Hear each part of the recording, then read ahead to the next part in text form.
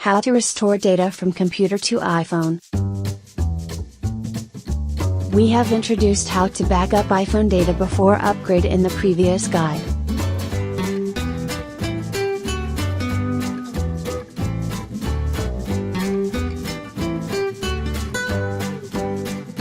In this guide, we will introduce how to restore your iPhone from the backup. Open Toolkit and choose Phone Transfer. Select the Restore and connect your iPhone to the computer. Then choose the local backup. Choose a backup from the list. Then click the Next button. Select the data type you want to restore. You can just pick some types of data or select all data. The program is loading the data.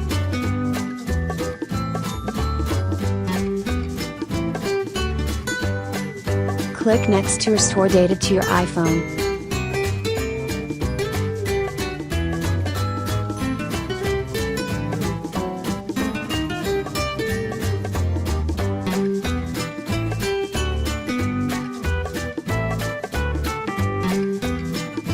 Now all files have been transferred to your iPhone successfully.